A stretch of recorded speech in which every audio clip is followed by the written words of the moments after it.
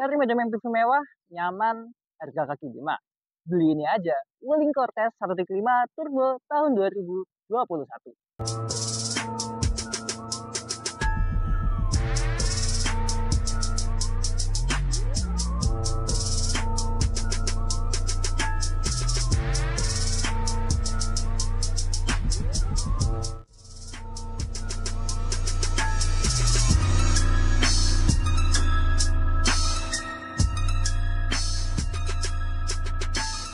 Wuling Cortez. Ya, mobil ini dari awal kemunculannya, ini bikin geger banget ya. Karena dengan harga barunya yang sangat murah itu, untuk di kelasnya ya, ini kan bersanding dengan Innova.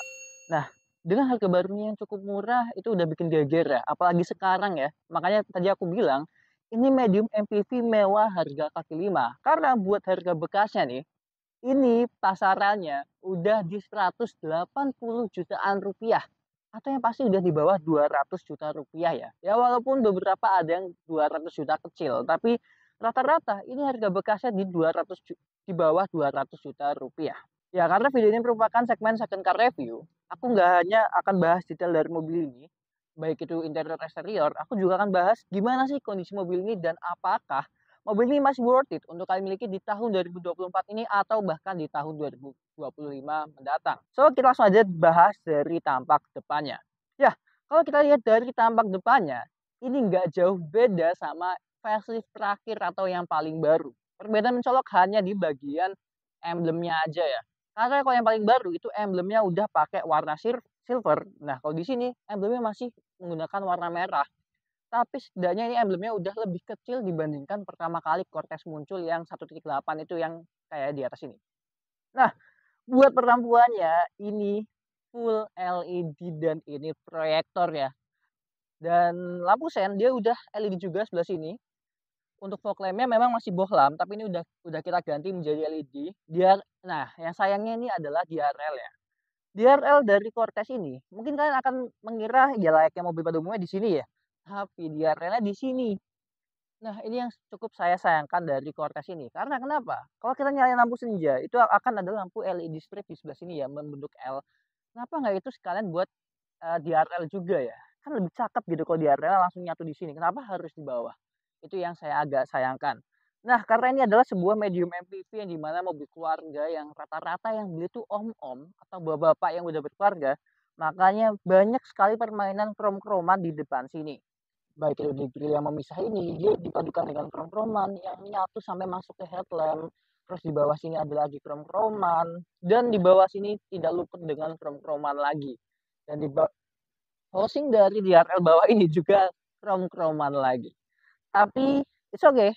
Karena overall dari tampak depannya ini dia cukup manis dan enak untuk kita lihat ya. Dan nih, walaupun ini mobil yang murah ya, di depan sini kita tetap dapat sensor parkir. Jadi ya nggak murahan banget lah buat kualitasnya. Oke, buat sampingnya. Ini kelihatan banget ya bahwa mobil ini sebuah mobil yang bongsor. Ya, karena perlu kalian ketahui, panjang keseluruhan dari Cortez ini ada di 4.780 mm yang dimana hampir 5 meter kan. Buat wheelbase-nya sendiri, dia ada di 2.750 mm yang dimana ini cukup panjang untuk wheelbase-nya. Nah, ini karena ini mobil keluarga yang pastinya akan sering dibawa adventure. Pasti kalian akan tanya, ground clearance-nya berapa sih? Aku takut kalau pakai mobil ini tuh mentok gitu. Nah, ground clearance sendiri, ini kelihatannya cukup tinggi, tapi sebenarnya nggak yang tinggi-tinggi amat, karena dia hanya di 170 mm. Tapi ya itu cukuplah buat kita keluar kota, jalan-jalan, liburan tuh udah cukup banget sih. Buat desain sampingnya, ini lebih ke plain-plain aja ya. Jadi kayak ya datar-datar aja, nggak ada lekukan-lekukan khusus. Dia hanya ada garis panjang sampai belakang sini dan ya desain-desain kacanya. Ini kelihatan banget bahwa ini adalah mobil Cina gitu. Tapi dengan kacanya yang besar-besar ini bikin blind spot kita minim ya. Jadi kalau kita bawa mobil ini sebenarnya kerasanya di dalam tuh kerasanya gede karena kacanya ini yang besar-besar sampai baris ketiga. Nah, enaknya lagi kalau kita jadi penumpang di dalam nanti aku bakal kasih tahu itu enaknya dari kaca gede-gede ini tuh apa gitu. Oke, buat tampak belakangnya. Ya, ini desainnya menurut saya sih agak kurang ya. Karena dia bener-bener ya apa adanya banget. Tapi memang kalau masalah teknologi perlampuannya Ini udah bagus banget, udah full LED baik itu lampu malam, lampu rem, lampu sen, lampu mundur semuanya udah full LED. Ya tapi memang lekuk-lekukannya ini kayak nggak niat desain gitu kan. Ini logo-logo hanya ada Wuling sini, logo Wuling yang lagi warna merah dan tulisan Cortez Turbo di sini. Ada wiper belakang seenggaknya, ada hemat stop lamp LED, antena yang shark fin, tapi sayangnya nggak ada di fogger belakang di sini ya. Dan yang saya suka lagi dari Cortez adalah, ini kalau kita nyalain lampunya, lampunya nyala malam-malam, kita buka bagasinya, dia lampunya akan pindah ke bawah sini. Lampu sen pun akan pindah ke bawah sini. Jadi kalau kalian ada emergency di tol, harus ganti ban, kalian nyalain lampu, nyalain lampu sen, dia akan pindah ke bawah sini walaupun kalian buka bagasinya. Terus dia tetap ada sensor parkir 1, 2, 3, 4 titik di sini yang sewarna bodi semua. Dan gimana sih bagasinya? Dan ini bagasinya bisa dibilang cukup berat ya. Bagasinya ini luas sekali. Cukup untuk ya golf bag masih masuk, koper besar masih masuk, dan satu koper medium. Dan kan bisa tumpuk-tumpuk ke atas lah ya. Dan di sini juga ada lampu bagasi di sini, ada hook di sini, di kiri dan kanan ada hook. Terus toolkitnya itu rapi tertutup cover di sebelah sini. Nah, terus ini untuk ada bukaan untuk ban serep ya. Jadi ban serepnya posisinya di bawah sini di kolong. Kalau kalian butuh kapasitas bagasi yang lebih, kalian bisa lipat aja jok baris ketiga ini dengan porsi 60-40. Tapi ya memang ini kita nggak bisa lipat karena jok baris keduanya lagi paling mundur. Kita masuk aja kali ya, gimana sih interior dari si Cortez ini. Oke, buat interior baris pertamanya. Begitu kita masuk, memang kemewahannya langsung terlihat ya. Apalagi dengan aksen-aksen wood seperti ini sampai ke samping.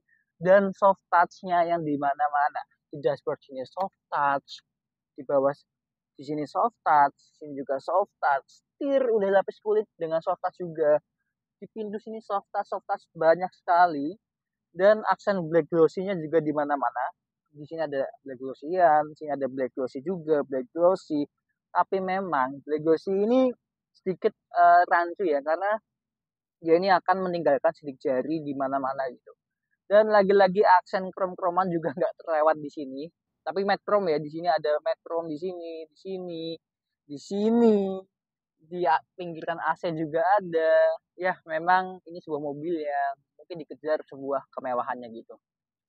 Ya, ngomong-ngomong masalah kemewahan, tapi sebenarnya ada sedikit kekurangan dari si Cortez ini buat di baris pertama ini, yaitu adalah pengaturan setirnya. Dia setirnya hanya bisa di tilt, tidak bisa teleskopik. Ini sangat disayangkan sekali karena ini posisi setirnya tuh agak kurang gitu. Dia agak menukik gini, jadi untuk kenyamanan berkendaranya menurut saya sendiri agak kurang.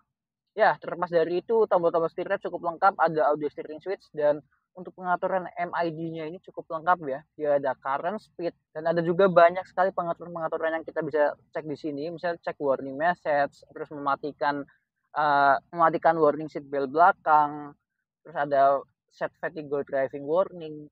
Banyak sekali, ada multimedia akan muncul sini, telepon juga akan muncul, dan ini dia. Kalau kalian pakai maps yang built-in di head unit ini, dia akan muncul langsung di sini. Misal sekian ratus meter lagi harus belok, dia akan muncul di speedometer yang ini. Jadi kayak cukup futuristis juga. Dan buat head unitnya memang sayangnya belum bisa Android Auto ataupun Apple CarPlay. Dia hanya bisa mirroring, hanya bisa Bluetooth. Tapi ya cukup oke lah dengan harga segitu. Dan ini masih tahun muda, itu cukup oke. Dan ini ya khasnya Wuling, ada jam analog di sini yang dimana ini memberikan khas kesan kemewahan tersendirinya ya. Terus untuk AC-nya dia memang single zone tapi udah digital, auto climate control. Tapi sayangnya nih tiap kali kita masuk kita harus uh, mengatur sirkulasi AC-nya karena dia selalu otomatis udara luar itu masuk. Ya hampir kayak mobil Eropa gitu. Jadi kita harus mencet lagi untuk agar udara luar itu nggak masuk gitu. Ya karena di Indonesia tahu sendiri ya, isinya polusi doang kan. Nah, terus Wuling walaupun harganya murah, build quality-nya terkesan bagus, tapi finishing dari ujung-ujungnya ini agak kurang nih. Seperti ini, panel ini. Kalau kita lihat, ini tidak terlalu rapi. Dia ada sedikit gap, selisih naikan turunan gini. Tapi ya, it's okay. Terus ini dia ada mode eco dan ada mode sport juga. Buat penyimpanannya juga oke ya. Ini ada penyimpanan, ada 2 buah cup holder, armrest-nya udah dilengkapi dengan kulit, dan penyimpanan di dalam armrest-nya cukup banyak juga. Dan yang saya suka dari Cortex ini adalah ambient light-nya. Dia ada ambient light walaupun hanya satu warna. Di kolong ada ambient light, di kolong kiri juga ada, dan di tengah sini juga ada. Jadi kalau malam hari itu kabinnya nggak terlalu gelap banget. Buat bahan joknya, ini full kulit yang dimana ini juga empuk. Dia port for rated juga. Jadi kalau kalian ada yang kentut, itu nggak bau mobilnya. Jadi langsung keserap gitu ya. Warna dari jok ini, depan dan belakang itu sama. Kombinasi antara warna putih dengan hitam, yang dimana ini oke dibandingkan yang pertama kali warnanya uh, frame yang buluk banget itu dengan coklat, itu saya agak kurang suka. Tapi ini alhamdulillah udah cukup oke ya. Dia udah ada EPB, jadi udah elektrik ya, udah nggak pakai otot lagi. Dia hanya pakai jari. Ada auto hold, ada parking sensor, dan ini untuk tombol menghidupkan AC belakang ada di sini juga. Lalu di sebelah kanan sini dia hanya ada tombol untuk dimming dari backlight MID-nya, dan ada leveling lampu secara manual di sini. Stability control kita bisa matiin dari sini. Ada tempat kartu, terus penyimpanan terbuka, dan ya tuas-tuas untuk membuka kap mesin dan bensin. Dan di sini dia hanya ada pengaturan spion, untuk lipat spion juga di sini, central lock, dan jendelanya auto hanya untuk driver saja ya. Dan sayangnya kalau kita mengatur jendela selain driver di kanan sini itu agak delay. Kayak ini, saya buka tutup jendela kiri depan, itu agak delay antara saya mencet dan jendelanya turun gitu. Tapi ya it's okay. Spion tengah dia manual dimming, jadi tapi ini udah cukup besar banget ya untuk sebuah mobil keluarga. Dan ini lagi-lagi tempat kacamatanya yang saya bilang ini finishingnya kurang oke ya. Jadi kayak ini tuh sebenarnya nutupnya kurang dikit lagi, tapi dia agak manga gini loh. Ya itulah dia plus minus mobil murah ya. Untuk lampu kabin dia full LED, dan kita udah dapat sunroof di sini, dan bukanya masih normal semua. Tutup ya, panas. Oke, kita tutup aja. Dan buat sun visor dia udah lengkap dengan vanity mirror, memang belum ada lampu. Yang sebelah kiri juga udah lengkap dengan vanity mirror dan belum ada lampunya. Oke, buat hand grip yang sebelah kiri ini retract dengan ada cantolan di situ. Dan buat masalah glove box-nya, ini dia belum soft opening. Nah, ini dia yang saya bilang tadi. Ini kadang nyangkut nih buat glove box-nya, jadi agak butuh effort. Oh, dia udah soft opening dan ya kecil ya glove box-nya ya. But it's okay. Buat perlampuan dia udah auto, wiper juga udah auto juga. Kita ke belakang kali ya, karena spesialnya dari Cortex ini ada di bagian belakang. Let's go. Oke, kali ini kita udah ada di baris keduanya si Wuling Cortez ini. Ya, kalian bisa sendiri dia udah captain seat dan legroomnya sangat lega. Legroomnya pun sangat lega ya. Kita pun duduk di sini sangat nyaman sekali. Saya pakai mobil ini keluar kota, saya duduk di belakang dan langsung tidur pules ya. Ini dengan posisi seperti ini sangat nyaman, kita tetap dapat seat belt. Dan ini nih, di Cortez kan kalau jadi penumpang belakang itu tetap harus pakai seat belt. Kenapa? Karena dia sensor buat seat beltnya, warning seat belt ya, itu nggak hanya di depan, kanan, dan kiri, tapi di tengah sini. Dan sampai yang paling belakang itu semuanya ada sensor seat beltnya. Jadi kan tetap harus pakai dimanapun kalian berada gitu. Dan tadi saya ada lupa, kalau di baris depan ini, maupun jok supir dan penumpang itu semuanya udah bisa diatur dengan elektrik. Jadi udah nggak manual-manual lagi. Kapan lagi kan dapat mobil murah dengan pengaturan jok depan, kanan, dan kiri full elektrik ya kan. Buat hand gripnya ini modelnya retract seperti ini. Dan ini ya, saya lupa, ini posisi paling mundur lever mesh gini. Posisi paling majunya, legroomnya pun masih oke loh. Ini posisi paling maju. Tinggi saya tadi 168 cm ya. Tapi kalau saya sendiri enak posisi paling mundur karena ya kan jarang orang di belakang. Terus buat masalah bahan joknya ini sama-sama kulit dan empuk sekali. Armrestnya pun empuk ya. Dan buat di door trim sini, ini ada empuk-empukan lagi. Di sini ada empuk-empukan. Ini memang plastik ya. Dan ini dia, black glossy-nya sampai ke belakang. Jadi kemewahannya tetap oke ya, tetap kita dapatkan di baris kedua ini. Dan kalau kalian duduk di sebelah kiri, kalian akan mendapatkan cantolan hook di sini. Jadi kalian kalau bawa belanjaan tinggal cantolin di sini aja gitu. Lampu belakang sama-sama LED dan AC-nya posisinya memang lucu ya, ada di atas sini. Yang belakang yang pas nih. kenapa nggak ditaruh di sini ya? Cuman ya udahlah ya, kita nggak usah banyak komplain karena ini harganya murah lagi-lagi. Buat pengaturan blower AC kita bisa atur lewat sini. Nyala matinya juga bisa lewat sini juga. Di bawah sini ada tempat penyimpanan terbuka dan ada colokan USB 5 volt 2 ampere di sini. Memang nggak ada Type C ya. Buat penyimpanan si back pocket ada di sini juga. Terus penyimpanan di sini hanya ada satu buah cup holder dan penyimpanan kecil di belakangnya. Nah, buat door trim depan juga sama ya, hanya satu buah cup holder dan penyimpanan kecil di belakangnya aja. Dan buat kalau kalian pengen ke baris ketiga itu gampang banget, tinggal lewat sini langsung loh. Kalian langsung ke belakang sana. Yuk, kita coba duduk di baris ketiganya.